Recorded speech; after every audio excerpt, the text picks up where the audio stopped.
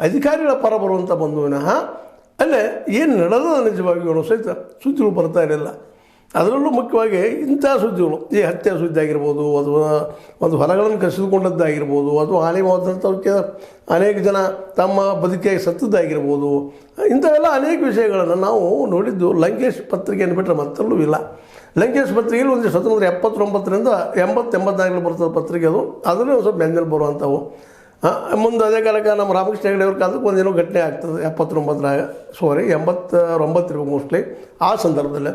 ಇಂಥವು 79 ಸ್ಟಾರ್ಟ್ ಆಗುವಂಥ ಈ ಒಂದು ಹತ್ಯೆಗಳ ಸರಣಿ ಹಂಗೆ ನಿರಂತರ ಇವತ್ತಿಗೂ ಹೋದರೆ ಅದು ಇಲ್ಲ ಅಂತ ಯಾರು ಅಲಗಳಲಿಕ್ಕೆ ಸಾಧ್ಯ ಇಲ್ಲ. ಹಾಗಾದ್ರೆ ಹಿಂದೆ ಯಾರಿದ್ದಾರೆ ಇದನ್ನು ಪ್ರಶ್ನೆ ಮಾಡಬಾರ್ದ?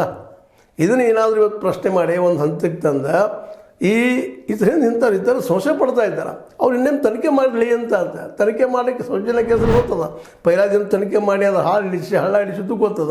ಕೊನೆಗೆ ಒಂದು 3 ಜನ ಇವ್ರ ಮೇಲೆ, ಡಾಕ್ಟರ್ಸ್ ಮೇಲೆ, ಹೆಣ್ಮಕ್ಳ ಮೇಲೆ ಆರೋಪ ಮಾಡಿ ಇವ್ರು ಇದ್ದಾರಪ್ಪ ಅಂತ ಅಪರಾಧ ಮಾಡಿ ಅವ್ರು ಎನ್ಕ್ವೈರಿ ಮಾಡಿ ಅಂತ ಹೇಳಿ ಕೈ ತೊಗೊಂಡ್ಬಿಡ್ತು CBI. ಅದ ನಂತರ ಅವ್ರಿಗೂ ಆಗಲಿಲ್ಲ ಕೆಲಸ. ನಂತರ ಇದೆಲ್ಲ ನಡೆದು ನೋಡಿ ಇನ್ನೇನು ತನಿಖೆ ಆಗುತ್ತೆ. ಸಾಕಷ್ಟು ಹೋರಾಟವನ್ನು ತಿಮ್ರೋಡಿ ಅವರಾಗಿರ್ಬೋದು, ಅವ್ರ ಜೊತೆಗೆ ನಮ್ಮ ಮಟ್ಟಣ್ಣವರಾಗಿರ್ಬೋದು, ರವಿ ಪ್ರಸನ್ನ ಇವರೆಲ್ಲರೂ ಏನಪ್ಪ ಅಂತಂದರೆ ಹೋರಾಟ ಮಾಡ್ತಾ ಬಂದು ನಿರಂತರ ಮಾಡ್ತಾ ಬಂದಿದ್ದರಿಂದಾಗೆ ಧರ್ಮಸ್ಥಳದಲ್ಲಿ ಏನು ನಡೀತಾ ಇದೆಯಪ್ಪ ಇದು ಅನ್ನುವಂಥದ್ದು. ಅಂಥ ಸಂದರ್ಭದಲ್ಲಿ ಒಬ್ಬ ವ್ಯಕ್ತಿ ಬಂದ, ಅನಾಮಿಕ, ಮುಖ ಮುಚ್ಚಿಕೊಂಡು, ಇಲ್ಲ ನಾನು ತೋರಿಸ್ತೀನಿ, ಇಲ್ಲಿ ಅನೇಕ ಹೆಣಗಳು ಹೋಗಿದ್ದಾರೆ ಮಾಡಿದ್ರೆ ಅಂತ ಇಲ್ಲಿವರೆಗೆ ತೋರಿಸಿದ, ಸಿಗಲಿಲ್ಲ ಅಂದ ತಕ್ಷಣ ಅವ್ರ ಮೇಲೆ ಬೀಳುವಂಥ ಕೆಲಸ ಯೂಟ್ಯೂಬ್ಗಳೆಲ್ಲ ಅನಗತ್ಯವಾಗಿ ಇದನ್ನು ಪ್ರಚಾರ ಮಾಡಿದ್ರು ಅನ್ನೋಂಥ ಆರೋಪಗಳು ಇವೆಲ್ಲರೂ ಇವತ್ತು ಮಾಡ್ತಾಯಿದ್ದಾರೆ. ಅದನ್ನು ಹೋಗಿ